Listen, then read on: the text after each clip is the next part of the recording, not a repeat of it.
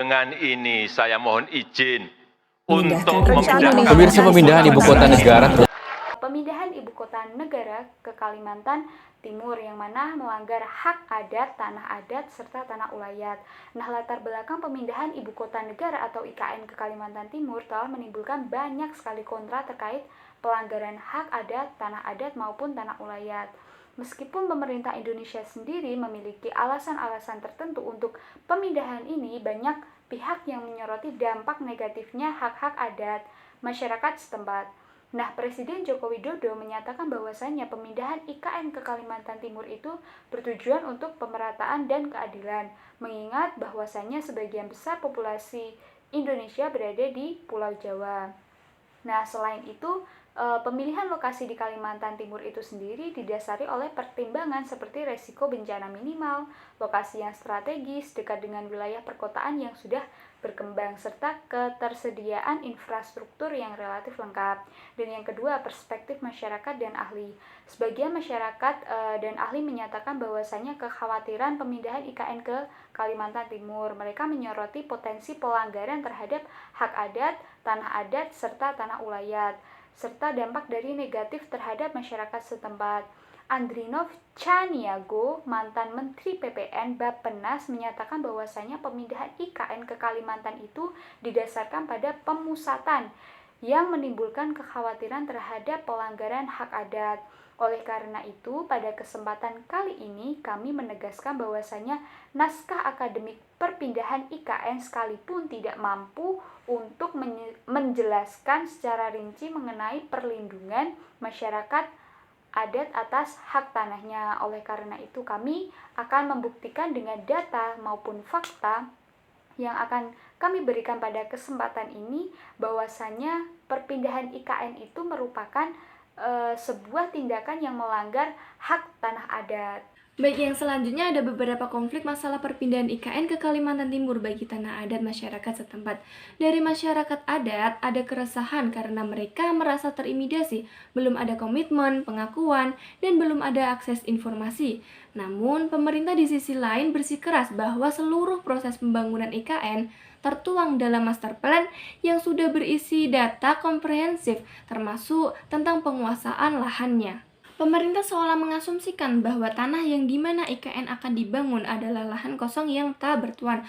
Padahal berdasarkan peta indikatif yang telah disusun Aman tahun lalu, ada 51 komunitas masyarakat adat yang akan terdampak IKN. Sebanyak 17 komunitas ada di Penajan Pasir Utara dan 34 komunitas di Kutai Kartanegara. Tidak ada komunikasi yang terjadi antara masyarakat dan pemerintah, yang menjadikan pembangunan IKN mendapatkan penolakan dari sebagian masyarakat adat. Salah satu suku yang telah tinggal di kawasan inti IKN selama ratusan tahun yaitu suku Balik. Secara administratif, mereka kini telah tinggal di Kecamatan Sepaku. Si Bugdin, kepala adat suku Balik di kecamatan tersebut, mengatakan bahwa sampai saat ini belum ada pengakuan hukum yang secara sah terkait keberadaan dan hak-hak mereka di IKN. Dalam titik ini, lahan-lahan pertanian atau tanah-tanah adat sangatlah rawan menjadi sasaran pengambilan secara paksa, termasuk alih fungsi lahan akan semakin ekspansif dengan atas nama pembangunan. Nah, adapun penyebab utama dari konflik agraria bersumber dari adanya dominasi sistem penguasaan tanah yang berasal dari hukum negara, yang dimana negara secara sepihak memberikan layanan begitu besar kepada pemilik-pemilik modal untuk mengembangkan usahanya dalam mengelola tanah dan kekayaan alam lainnya, termasuk hasil-hasil hutan. Sementara itu, hak-hak masyarakat setempat yang telah lama hidup dan mengembangkan suatu sistem tersendiri untuk mengelola tanah dan kekayaan alam lain tersebut diabaikan dan dilanggar begitu saja. Bahkan yang terjadi bukan hanya dominasi. Hal-hal tersebut yang menjadikan potensi konflik agraria di IKN tidak dapat dihindari. Tentang peristiwa pengesahan revisi Undang-Undang Nomor 3 Tahun 2022 tentang Ibu Kota Negara oleh DPR yang melegalkan aturan tentang pemberian hak atas tanah lebih dari 100 tahun kepada investor. Regulasi yang sebelumnya telah ditentang berbagai kalangan ini semakin membuat khawatir warga Sepaku di Kabupaten Penajam Pasir Utara yang tergusur proyek Ibu Kota Baru Nusantara tersebut atau IKN. Persoalan pencarian uang ganti rugi ini, kata seseorang yang di sana, hanya satu dari permasalahan yang dihadapi warga Sepaku, terutama mereka yang berasal dari komunitas adat Pasar Balik. Mendengar pengesahan regulasi hak atas tanah selama ratusan tahun, mereka mengaku juga semakin ragu dapat mengatasi ketidaknyamanan atau ketidakjelasan yang ditimbulkan proyek ibu kota baru. Karena mengapa? Mereka tidak mempunyai tanah dan tidak memiliki bekal pendidikan yang memadai. Mereka dan anak-anak muda lain di kampungnya akan tersingkir dari ibu kota baru tersebut. Apalagi nominal ganti rugi yang ditetapkan oleh pemerintah sebesar 150 juta. Itu sangat tidak cukup untuk mereka membeli lahan di sekitar Sepaku. Regulasi hak atas tanah yang memberi investor konsesi hingga ratusan tahun akan melebarkan ketimpangan penguasaan lahan. Yang paling terdampak adalah kelompok masyarakat yang selama ini sangat terpinggirkan, seperti orang adat, petani, nelayan, dan yang lain-lain. Di sini saya sebagai pembicara keempat akan membahas mengenai masyarakat adat yang diabaikan dan undang-undang IKN yang melanggar hak konstitusional warga. Nah, melalui pengakuan dari salah satu warga bernama Yanti Dahlia bersama 83 kakak lainnya yang tinggal di sekitar 6 km dari titik nol di Kabupaten Penajam, Pasir Utara, di Kalimantan Timur sebagai warga yang terdampak dalam proyek ini, Dahlia mengaku belum pernah dilibatkan maupun diajak berkomunikasi oleh pemerintah tentang perpindahan IKN di wilayahnya. Nah, dengan hal tersebut tentu saja Dahlia merasa khawatir dan karena tidak mudahnya memulai kehidupan baru, berpisah dari tetangga, kerabat, bahkan ia juga dengan warga lainnya tidak ingin tercabut begitu saja menjadi bagian masyarakat adat Balik. Nah, karena keresahan tersebut, Dahlia mengajukan gugatan undang-undang ke MK. Dia tidak sendiri karena ada 38 kakak dari masyarakat adat yang menghuni kawasan di sekitar IKN turut mengajukan gugatan bersama dengan Aman, WALH, dan mantan KPK Busyro Magdas. Mereka tergabung dalam aliansi rakyat gugat pemerintah ibu kota negara atau disingkat dengan argumen. Nah, gugatan dari argumen ini mulai disidang MK pada tanggal 25 April 2022. Sidang perdana dipimpin oleh Aswanto Manahan dan Saldi Isra yang mendasari gugatan ini adalah bahwa proses pembentukan undang-undang IKN tersebut itu melanggar hak konstitusional warga negara seperti dalam proses pembentukannya karena tidak menerapkan partisipasi dalam arti sesungguhnya. Karena partisipasi dalam arti sesungguhnya itu harus memenuhi 3 hal. Yang pertama yaitu hak untuk didengarkan pendapatnya, dipertimbangkan pendapatnya, mendapatkan penjelasan atau jawaban atas pendapat yang telah diberikan. Nah, padahal partisipasi masyarakat dan hak masyarakat tersebut telah dijamin dalam konstitusi pada pasal 18B ayat 2 dan 28I ayat 3 Undang-Undang Dasar 1945. Itu pun dalam pasal 28C ayat 2 UUD 1945 juga memberikan kesempatan bagi negara untuk turut serta membangun masyarakat, bangsa, dan negara jika dalam pembentukannya saja proses dan mekanismenya menutup atau menjauhkan keterlibatan partisipasi rakyat, maka dapat dikatakan bahwa pembentukan undang-undang tersebut telah melanggar partisipasi kedaulatan rakyat. Akan menjelaskan data dan fakta lain selain melanggar hak tanah, IKN juga tidak mampu memenuhi sisi geografis sosiologis yang baik bagi sebuah ibu kota yang baru.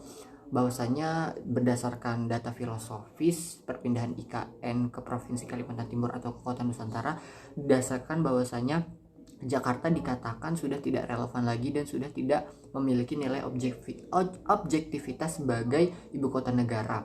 Tetapi IKN sendiri yang terletak di Provinsi Kalimantan Timur pun melakukan hal yang sama, yakni tidak mampu memenuhi aspek geografis dan sosiologis yang ada bagi ibu kota yang baru yang diharapkan nantinya menjadi pusat gravitasi ekonomi baru bagi seluruh rakyat Indonesia. Mengapa saya berkata demikian? Karena menurut salah satu warga pada Kelurahan Sepaku yang namanya Andi Hatta yang bertempat tinggal 7 km dari pusat IKN, ia mengatakan lokasi IKN dan sekitarnya merupakan lokasi yang seringkali banjir di saat hujan datang dan memiliki banjir tahunan. Oleh karena itu saya mengatakan bahwasanya dari adanya fakta tersebut, IKN juga tidak mampu untuk memenuhi sisi geografis yang baik bagi ibu kota negara baru di Indonesia di Kalimantan sana.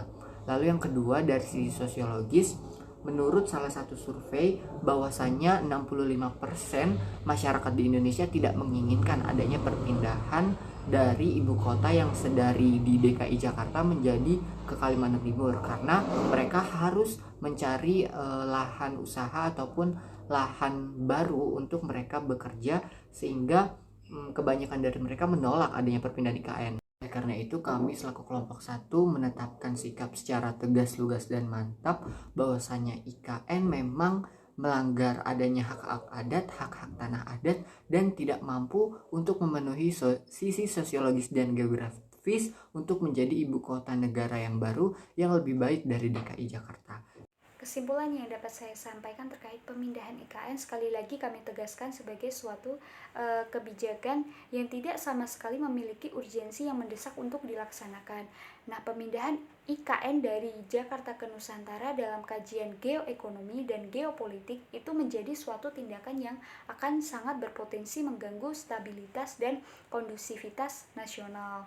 Oleh karena itu, data-data serta bukti yang kami paparkan dalam video ini, kami menyatakan bahwasanya perpindahan ibu kota Nusantara itu sendiri ke Provinsi Kalimantan Timur merupakan sebuah hal yang melanggar hak adat, tanah adat, serta tanah ulayat. Nah, adapun solusi-solusi yang dapat kami tawarkan dalam perpindahan IKN itu yang nantinya dapat memperbaiki hak tanah adat masyarakat setempat, yakni yang pertama pentingnya membangun dasar hukum yang jauh lebih konstruksif dalam rangka memindahkan IKN.